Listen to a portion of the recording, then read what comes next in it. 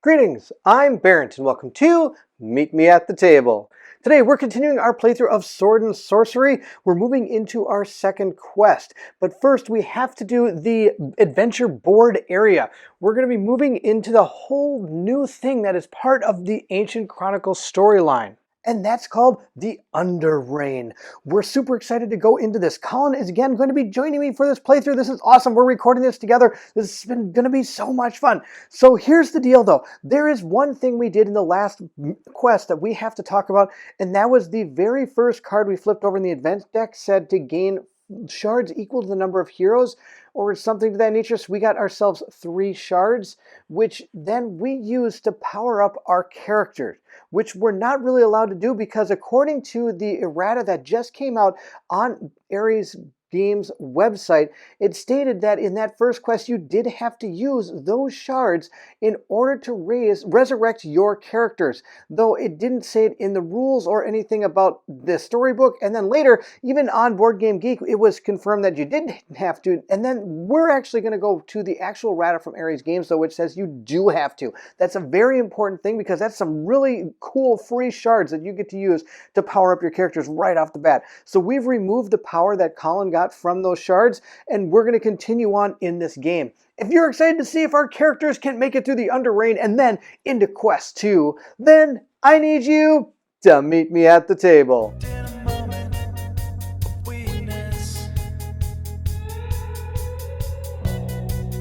We'll make it right. The last time you will hear.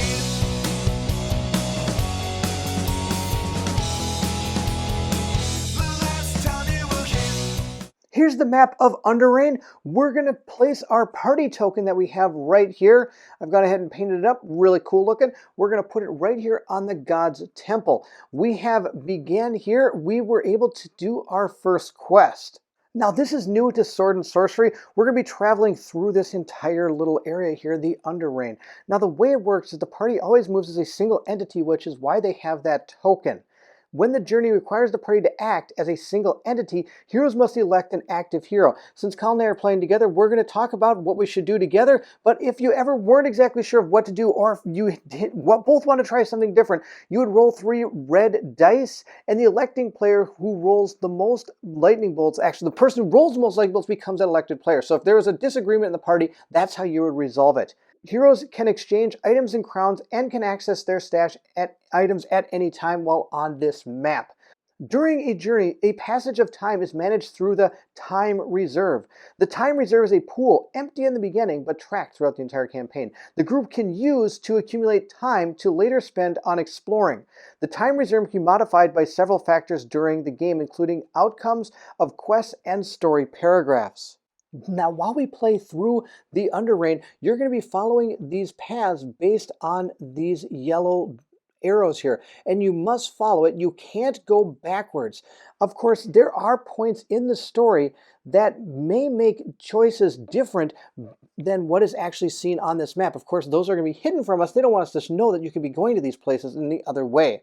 You're going to notice on our Underreign map that there is bronze, silver, and gold inlays on some of the locations. The bronze ones are related to a particular moment in the story and require just a Book of Secrets manual to go ahead and do, which we're going to encounter one here pretty soon. The silver ones are related to sites to explore. They're usually towns or large areas. These require not only the Book of Secrets, but it also requires a site sheet corresponding to the label, and we may see that as we travel through here.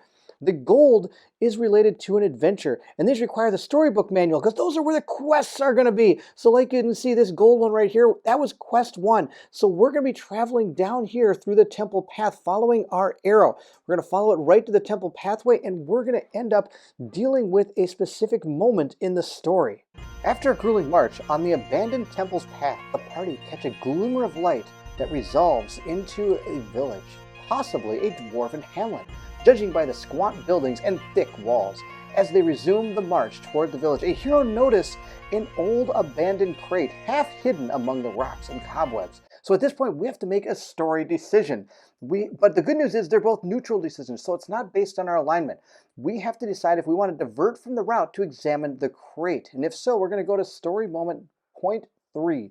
Otherwise, we're going to ignore the crate and proceed toward the village, which would be the secret book 0.2. What do you think, Colin? Ha! I want to check out that crate. Let's go get the crate. 0.3. Hoping to find something useful or even precious, the party diverts from the path in order to search the crate. So at this point, each hero gets to roll a blue die. If at least one lightning bolt was rolled by any of the heroes, we get to go to 0.5. Otherwise, we go to 0.4. We decided to roll all 3 dice together. Let's see if we get one, and we do. There's the lightning. Barrett decided it was Maya who rolled that lightning bolt, so I will read. And digging through the assorted debris within, they discovered a false bottom concealing some loot. The party gains 5 crowns and then gains 1 loot for each of the lightning bolts rolled, so we'll gain 1 loot token. After that, we'll travel in the Underreign map to Nilmery. Here we are, we have our 5 coins, and then we're going to give this bag a shuffle here, and we're going to go ahead and grab a token. I put all of the loot tokens in here. Which one did we get? We got POW! Oh, we get a little magic item. That's awesome. Let's draw the top card of our treasure deck and see what we get. We have found a raw jade gem. This is a consumable crafting item. So in Sword and Sorcery, the Ancient Chronicles, they've started crafting, which is really cool. So it says here, when visiting a forge, I can discard this item and 50 crowns to gain the first side of this particular item. And this is going to be something you can either put on armor or weapons based on what type of gem you found. Then it says here, or I can flip it to the 2 side. So if I find this again as we're playing through the game, we can even upgrade it farther. Then if we find it again, because every time you do it, you're going to be discarding this back to the treasure deck. You can then move it to another weapon.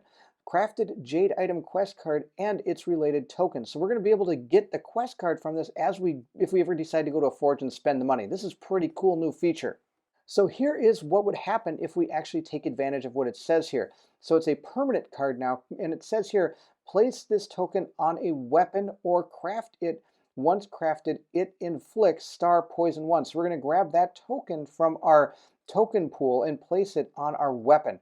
It says once crafted, this card and its tokens are bound to the weapon. If the weapon is discarded, discard this card and the token. So you want to think about what you want to put it on. So, that spear looks kind of tempting. But of course, we have to find 50 crowns and we have to find a forge. We got 5 and we got 50 from the last game. Now that we've completed the Temple Pathway story point, we're going to follow our arrows up to the Nilmery village right up here. That's going to be S06. Let's go ahead and read that. And here's our first site sheet. It is this area of Nilmery. When we get there, we're going to place our party marker right down there, and we're going to read the in portion of this site sheet. Then right down here is where we're going to be putting our time tokens. They are in the shape of an hourglass, similar to what you see down there. These are going to indicate the amount of turns we can use while traveling through Nilmery before we have to leave. When we actually get to having no hourglasses remaining, or we decide to leave on our own, with hourglasses still remaining, you certainly can do this. We're going to read our out section over here at 017. Now, of course, if we choose to leave before we are out of tokens, you can carry these time tokens on to the next site sheet if you wish to. The different numbers you see out here are all the different places we can explore. We can spend one of our hourglass tokens to go ahead and read the silver label underneath of those. And then each hero can use the effects by paying individually the cost indicated on the building. So whatever it is, we're going to be able to take advantage of these. It's going to be pretty cool. Empty building slots located on some sites can be filled with quest building cards such as guilds or other services found during the campaign. So for example, here's an empty slot down here. I believe later we might be able to fill this with something else. And you can come back to these potentially through the story. So just because you come to one and leave it, doesn't mean you're never going to see these again. Nilmery Village. The village gate is patrolled by dwarven guards marching under a banner bearing runes that read Nilmery Village. As the party enters the hamlet, an old dwarf whose colors long ago passed to the silver of wisdom greets them. Hail, travelers! As poor as this village may be, we have never turned away a journeyman or adventurer. But please pay attention to the one rule we observe. For your sake and ours too, stay away from the cursed elf patrols. Queen Aspidis once ruled only inside the borders of Mantis, her capital city, but now she expands her domain to the whole Underreign, and for some cruel and bored soldiers in this wasteland, killing is a pleasant pastime. But aside from that, you are welcome, whether you bring coins, offer help, or even just to tell old tales to brighten these dark days. Take the site sheet named Nilmery and place the party token over it. We're going to take 3 hourglass. However, don't forget, I have this wonderful talent called the Analytical Mind, and it states once per journey we can spend an extra time, so I believe that means we'll actually gain 4 for this, and add them to the time reserve of the party. The party can now visit the other paragraphs and buildings, see section 3, page 10 of the rulebook, by spending 1 time token for each location and moving the party token there. Then we can visit the Nilmery village until the party wants to leave it, or when there's no more time tokens remaining in the time reserve. Then we'll go to dot 17. Here we are. We placed our 4 time out here after reading in at 06. Now we have to decide where we want to go. We can either go to the Emporium, we can go to the Old Court, the Town Hall, the Miners' Council, Venture Outpost, or we could travel to one of these places as well, the Blacksmith, the Prancing Gremlin, or the Anvil. Now this is that forge that we were just talking about, so we might want to go there at some point. But where do you want to go first, Colin? I'm thinking the Old Court. What do you think? I think that's a good idea. Let's check out the Old Court. 1, 2. Nilmery Old Court. The court building is run down, most likely abandoned due to the cursed elves' dominion. While walking between the ruins, the heroes hear rumbling snore echoing from the nearby corridor. A well-dressed dwarf sleeps deeply while giant spiders creep up from the shadows. Oh, it's like a nightmare come true. Oh, they're going to claim the easy prey. So at this point, we have to make a soul nature check. Now, this is different from the one we just made. This one we have to choose to either be law or chaos, and our characters are all lawful. But if you notice right here, we could lose one of our soul shards here to follow the opposite behavior if it's something we think is better to do. But I think we're going to stay on the law side and help that dwarf. Yeah, I kind of feel bad for him. Yeah, I do too. Abandoning a foolish but innocent dwarf to be killed is not a good way to start a new journey. So the heroes prepare themselves for battle. So at this point, we're going to take 2 giant green spiders, and we're going to shuffle them and place them face down near the booklet. Then randomly reveal 1 green giant spider, or if there are 4+ heroes, both of the giant spiders. Let's start there. So we've got our 2 giant spiders here. Give them a good old truffle shuffle, and we're going to draw this one and lay it out next to the board. We have found the one that gives us a soul shard with 4 health. And at this point now, each hero must perform a single attack with one of his weapons or power. I guess it's a her as well, because we have his and we have a lot of hers. This way, we're going to find out if we can take these down. Now, this attack can't be focused, doesn't cause cooldown, and can't be modified by any other effects against one of these enemies.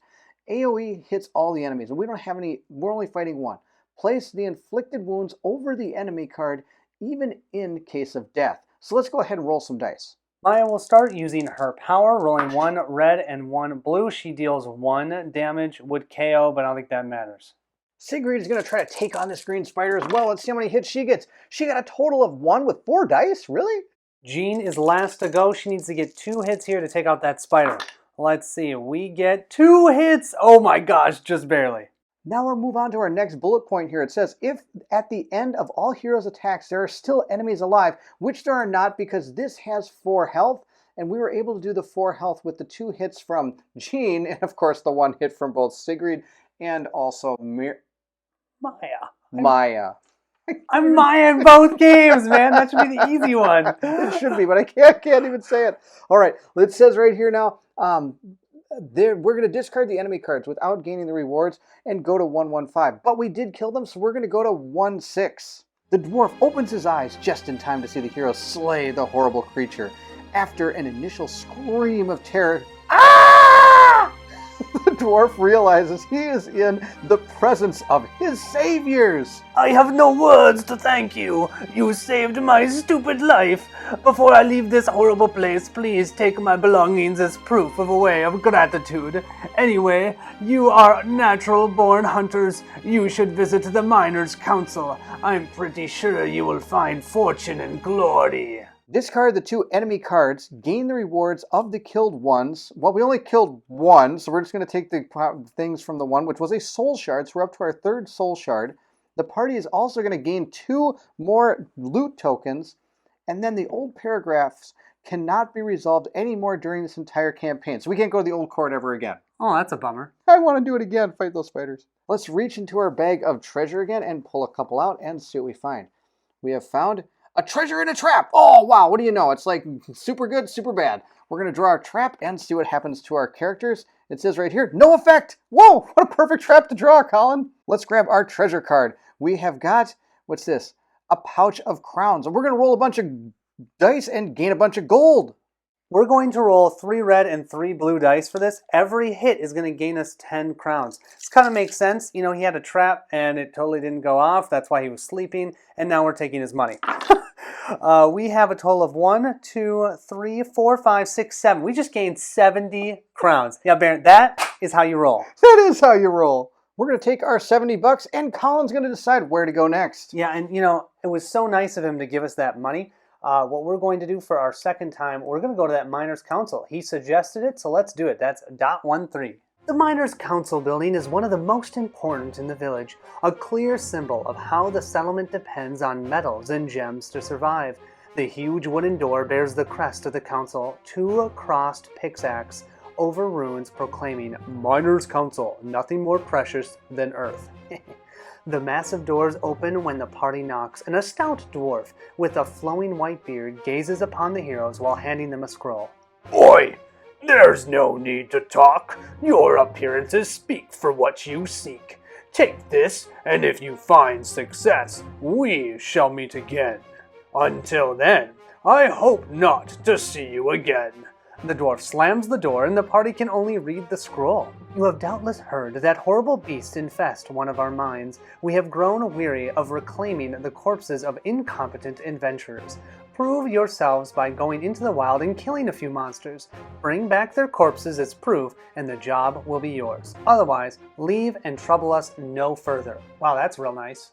The party will gain the Venture 1 quest card. Venture Rules is something new to the Ancient Chronicles. Once the party acquires a Venture card, which we just did, it must be kept near the event deck until its requirements have been fulfilled. Progress made by any hero of the party towards the Venture completion is kept and valid for future quests. Once fulfilled, the party can obtain the related reward by visiting the Venture outpost of any site sheet and then reading the indicated paragraph. So the back side of this, if I don't drop it, here's our Venture 1 card. So what we must do in order to complete this, we need to destroy 1 nest per hero, we need to defeat 1 giant spider per hero, and we need to defeat 2 venoms per hero. Once we do that, we then can go to the Venture outpost on any of these sites and read .88.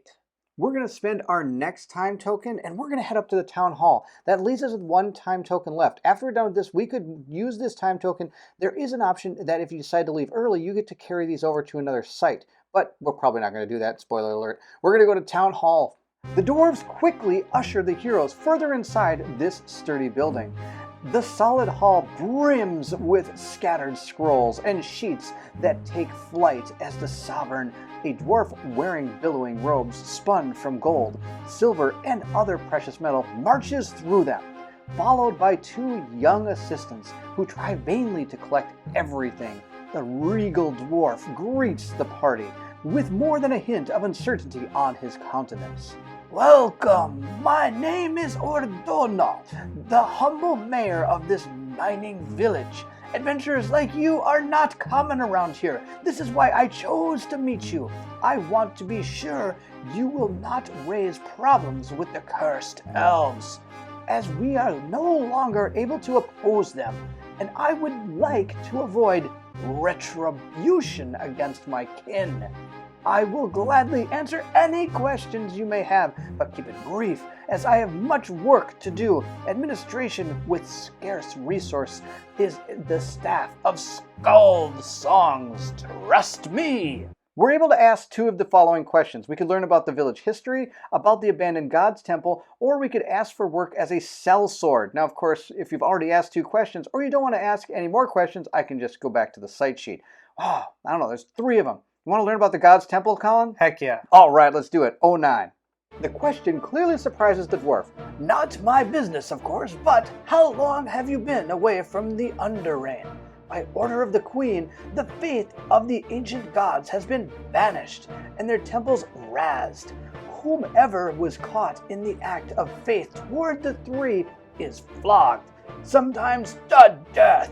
Many tales hint at how the queen managed to observe the three, and I'm sure you will learn more in other cities.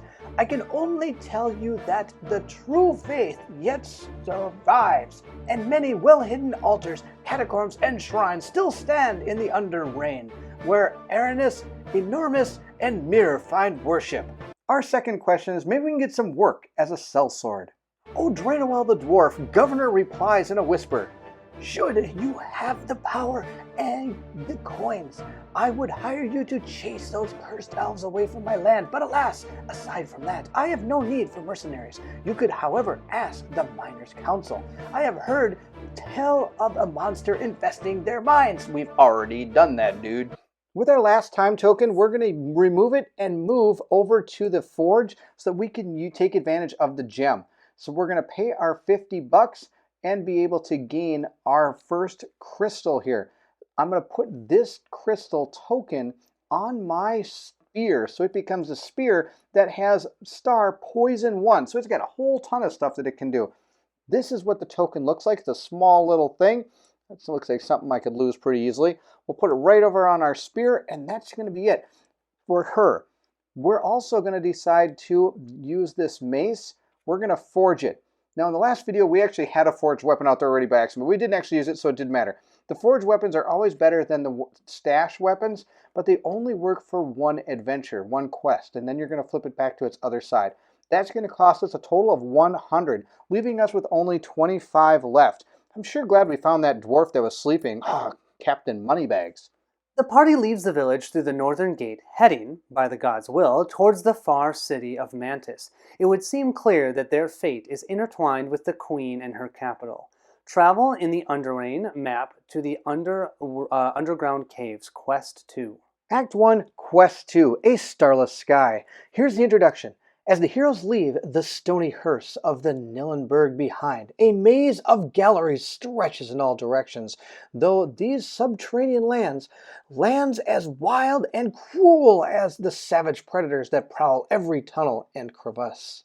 Surrounded by the unknown and startled by the echo of sinister noises, the party has only one choice. They must explore the dark and gloomy caves of this forgotten world with the starless stone ceiling as its sky, seeking the road into the dread metropolis of Mantis. At this point, we're going to set up our next quest.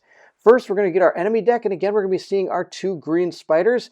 We have our event deck, and it's going to be 6 on top of 5. These 2 shuffled together on top of those, and so on and so forth, like you saw in the first video. We have our special rules, and it says quest fail. If this quest fails, if the last event card is discarded or all heroes are ghost souls. At that point, we'll read paragraph 231 in the Secret Book of Secrets. The Secret Book of Secrets. Oh, there you go. That's a phrase.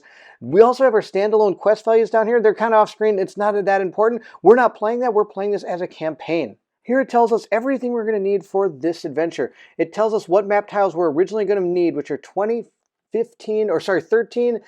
and 9. They're going to be set up and ready to go. We're going to be putting these tokens on them. We have a nest, an open spawn gate. We also are going to be putting down our shadow tokens. We're going to begin right here. We have a story event card 1. We have one of our waypoints, which is waypoint 1, and then we also have one of these tokens.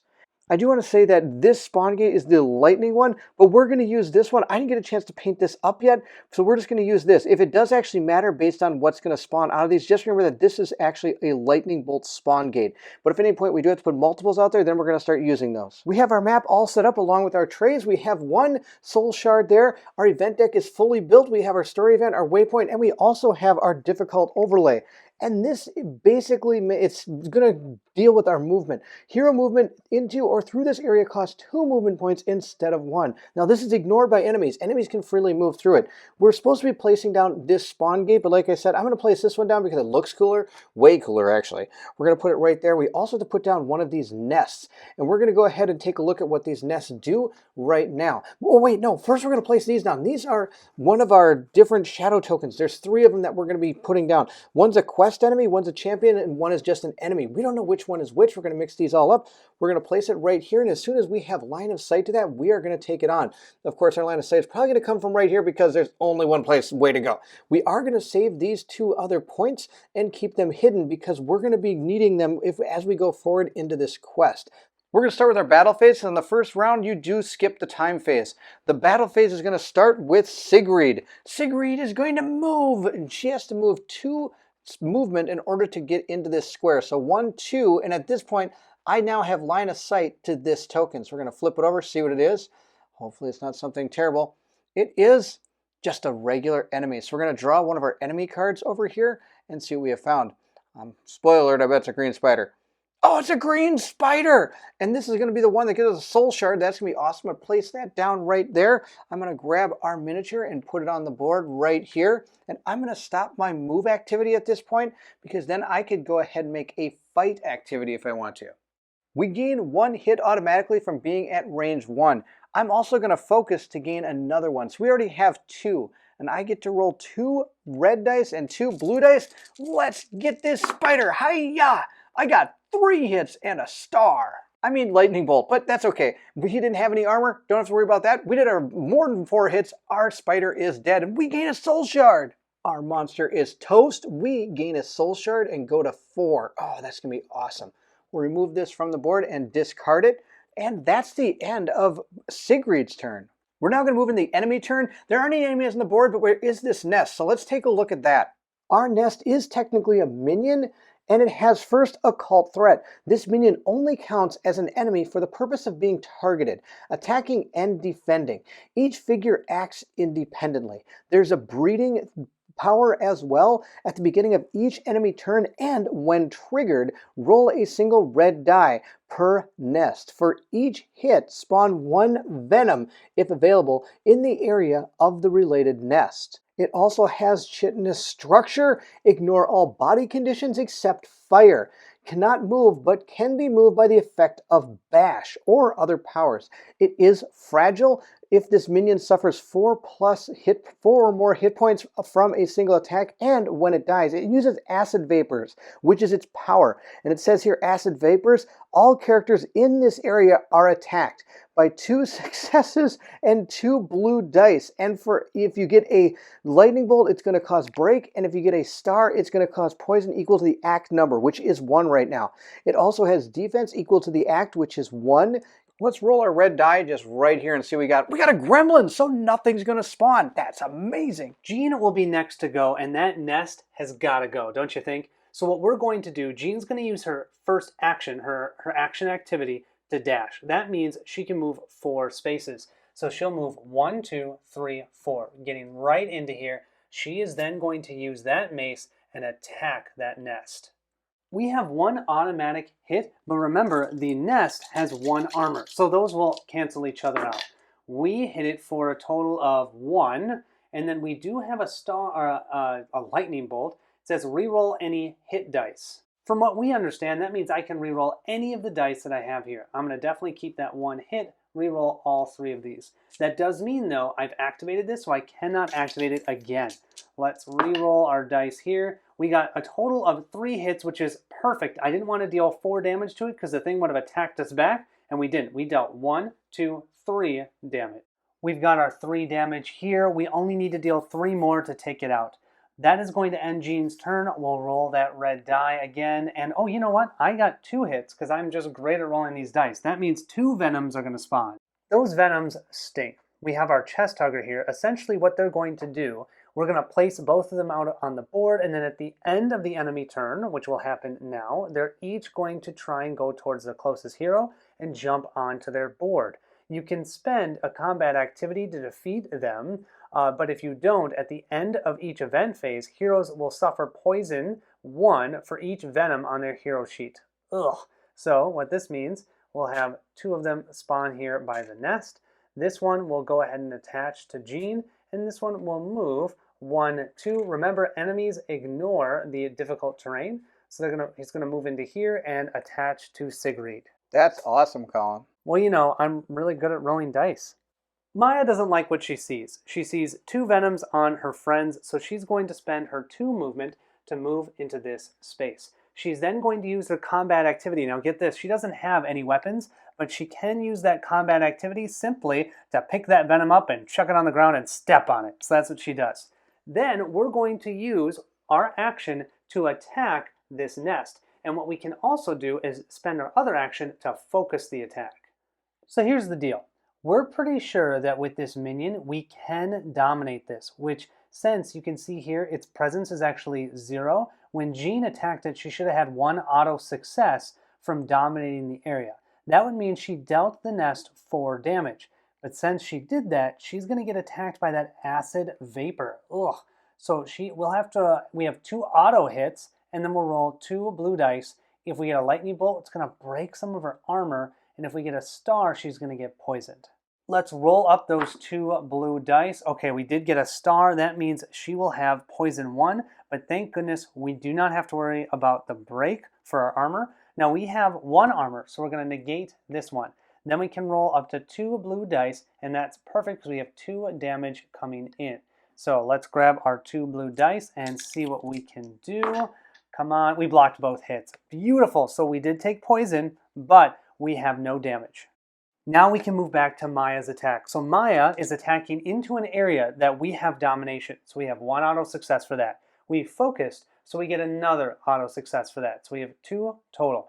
They have 1 armor, so let's just remove this one. That means we're for sure dealing 1 damage. I only need 1 more hit, rolling 1 red and 1 blue for this attack. The Thunder Strike. It is a range 2. I am within range 2. Let's do this. We have hits, no problem. We also KO, and why don't we AoE, nothing else? Unfortunately, we destroyed the nest, but poor Jean is going to get attacked yet again because that acid vapor happens whenever the blasted nest is destroyed. That acid vapor, 2 auto hits, 2 blue dice. Oh no, we got break and poison this time. That is absolutely brutal. So poison, we are already poisoned. So that means we immediately go down by 1 health. So we'll go from 7 health down to 6. Then we gain a break token. And what that means is now our armor, we only have 1 armor. We don't have armor anymore. We just have our 2 blue dice. So we're guaranteed to get hit for 2 damage. Right now, we're actually getting hit for 4. What we'll do is roll 2 blue dice for defense, and we blocked 1, and that's it. So we're taking 1, 2, 3 more damage, plus the 1 that we already have. That's 4 damage. That's over half our health. That'll complete Maya's turn. There's no enemies on the board. Everyone has activated, so we'll move to the event phase. At the beginning of the event phase, we will draw our event card, and we have, oh no, Evil Brood. 3+ heroes spawn 1 nest. Then each nest uses breeding. Well, it's a gosh darn good thing we took out that 1 nest. We're going to place this awesome looking nest. Gosh, Barrett does a great job painting, doesn't he? We're also going to place this event card back on top of here. Now, do you know what breeding does? Breeding is when we roll that red die and spawn the amount of venoms equal to however many hits we roll. I don't know why I'm rolling this die. I don't know either. Die. Why am I not rolling? We get a 1, so we'll spawn 1 in this area. Now it doesn't activate because it activates at the end of each enemy's turn, but of course Jean here is not in a good position. At the end of the event phase, all venoms that are attached to heroes are going to get discarded, and then they're going to cause poison equal to the X, that's poison 1 to them. Well, Jean already is poisoned, so she's going to take her 5th point of damage for that. Then we'll move to the time phase. In that time phase, we will be able to refresh Maya's card so she has her power card back. We can also use the 4 soul shards to level someone up, but the other thing that needs to happen is the poison here needs to activate. So that means Jean is going to go down to 6 damage. She only has 7 health. She can now roll to try and save. If we roll a star here, we can discard the poison, otherwise we're keeping it. Let's see. No, we rolled a gremlin. That's what that's saying. So she failed at that one. All right, let's see who we want to level up. Although Jean is essentially dying over there, we're still going to level up Maya here. So we're going to spend the 4 soul shards. We did this the last time. We're going to go down to 0. We're going to grab that illusionary attack. That's because when we move this up, we can see that now Maya will have a total of 5 health, and she can have 2 powers plus a talent. She has her 2 actions and 1 combat activity. So this card, just in case you forgot, it can be used as her combat activity. Attack target enemy in the same area as her illusion, ignoring distance and line of sight. We're going to activate Jean first because Jean really needs some help. She's going to use first her combat activity to get rid of this. Just want to let you know that we are keeping track of this off screen. So when we do actually complete this, we will tell you as we go. But for those keeping track at home, that's 2 Venoms that we have killed. We didn't actually technically kill the one that was originally on her, we just discarded it. She's then going to use her movement activity to get out of there. That is what she's going to do. She still gets to use her action activity. With that activity, she's going to use her healing wave. I get to remove 1 body condition, bye-bye poison. Oh man, that's terrible. And I get to heal 1 plus the soul rank divided by 2 HP, which is going to be 2 health. So we're going to remove 2 here. We still have 4, which is still terrible, but she's doing a little bit better. Now this has a 2, so we're going to flip our card over, place it so the 2 is up on top, and we will slowly be ticking this down during the time phase. And apparently I can't see the symbols very well. We're going to put it at 2 instead of 4 because I want it back faster. We're now going to roll for our nest. Let's see how many Venoms come on. Come on, none. Oh, we've got 1. 1's better than nothing. It's going to activate now, of course, at the end. So that is now. And poor Jean, she's like, oh, these Venoms are here. Ah, here comes another one right on her. Oh my gosh, this poor girl. Maya's going to go next. She's going to move into this space, into Jean's area. Then she's going to do a free action. Do you remember this Aneris shard? Once per round, target hero heals 1 HP. We are definitely going to target Jean. So Jean's going to go down to only having 3 damage. Maya then will use her combat activity to destroy this Venom that's on Jean. Take this thing out. We don't want it. Then we'll use our action to do our Thunder Strike. So we're going to attack with the Thunder Strike, hitting that nest. We are also going to use our second action to focus that, so we have 1 auto success. We have that 1 auto success that's essentially going to negate the armor of the nest. Let's see lots of hits. No, we get 1 hit and we can knock it over. Whoop-de-doo. So we did 1 damage out of 6. Now we have to roll to see how many Venoms will spawn. And I get a 1, of course, as you can see. So we'll place 1 of these Venoms out. And let's see, this one can target either one of the heroes. That Venom is going to target the hero with the most wounds. Well, I think we know that's Jean. Poor Jean. So this Venom is going to attach to Jean. Sigrid is going to go next. She's going to move into the square with all of her friends. Nobody wants to be in the square at the nest. It's going to be bad news. She's going to focus so she can gain that auto success. She also gets another auto success from being 1 square away with her spear. So we're going to use our combat activity to activate this and hopefully take out this nest. Come on, Sigrid. Let's roll our dice and hope for some good numbers. We got 1, 2 hits. I do get to remove 1 armor, so that's actually 4 hits that we've done to this thing. We'll place our 4 damage down there with the other 1 that Colin did. Oh, so close to taking this out. That's going to be the end of her action. She's going to go ahead and roll this nest. Come on, no more Venoms. Oh no, we're getting more Venoms on our group. It's going to activate and it's now going to attach itself to the person with the least amount of wounds. Well, the only people left that don't have a Venom is Maya and Sigrid, and we don't have any wounds. So its next criteria is going to be the one with the fewest health remaining, and Sigrid has 6. She has 5. It's going to attach to Maya. Here comes Roar Chest Hugger time. We'll now move to that event phase. We already have an event on top, so all we'll do is discard that event card. And then, unfortunately, each of these Venoms, one's on Maya and one's on Jean, are going to be discarded, and we're going to each gain Poison 1. We'll move into that time phase, and we will cool down. Unfortunately, Jean, it'll take another round before she can heal that poison, which is terrible. Maya will get her Thunder Strike back, thank goodness. They will also each take Poison 1, so she'll take her 5th or 4th point of damage, and Maya will take 1. We're trying to roll now for a save. Jean will try and roll a star, and Maya is going to try and roll the shield. This roll is for Jean looking for a star. Yes, we got a star. That is going to remove that poison. And then this roll is going to be for Maya. We're looking for a shield. Absolutely not. No shield. Bummer. Moving into our next turn, I'm going to start with Sigrid. Sigrid is going to take this nest out from right where she is, so we don't have to worry about this evil exploding death trap here. She's going to stab it with her steely knife here. No, it's not. It's going to be her spear. She's going to stab it with the spear. do the best she can. We gotta take this thing out. I don't like these nests. And why even leave it to fate? I'm gonna spend my action to go ahead and focus. That's gonna give me an auto hit. From one away, I'm gonna do another auto hit. This has 1 armor, so it's gonna soak up 1, meaning at least 1 is gonna get through. It's at 5 health, so 6 will take this thing out, which is going to give us another soul shard and another $5, so we're up to 10 coins. We're up to 2 soul shards. We forgot to take the soul shard from the last nest we killed. We were so focused on getting rid of nests. We also forgot to get the $5 from the last one. We're up to, well, actually, these are gonna be falling in the square. We don't actually get them. I'm just gonna put a 10 coiner out there, and I'm just gonna pick that up as a free action, moving over to here into our waypoint 1, and we're gonna see what it says. I've moved 1, 2, and well, now let's see what the waypoint says.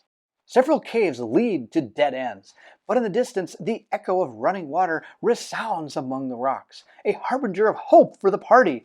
Thick webbing curtails the hero's view of what hides in the recesses to either side of the path. If you are not engaged and you want to remove the web, spend 1 action and go to 2.2. But of course, I spent my action, so we can't do that. But somebody else can do it when they walk on top of this thing, so we'll have to see who that is. Sigrid is not done yet. Sadly, she couldn't use the waypoint, but she still has 1 movement left, so she's going to move over here, and we're going to take advantage of reading Story Event 1. But before we read from the Book of Secrets, we're going to stop our video right here. That's right at the cliffhanger. What is beyond Story Event 1? Oh no, we'll have to find out soon enough. It'll be coming soon, I promise. I'm super excited to be playing this game. Colin and I are having a blast. This is one game we've been looking forward to for so long. I hope you enjoyed the new city areas that you can go to. I think that's a really cool element that this game has, and I'm excited to see what continues our story here, reading in Story Event 1. Thank you so much for watching. I hope you're enjoying the playthrough of Ancient Chronicles. If you are, don't forget to like, subscribe, and hit that bell symbol so you know when the next video comes out. We're going to be continuing this playthrough very soon. I really want to see what that is, so we've got to get to it soon. Again, thank you so much for watching, and if you're excited to see what Sigrid, Jean, and Maya do, then I need you to meet me at the table. It's your master plan to fill me up with all your energy.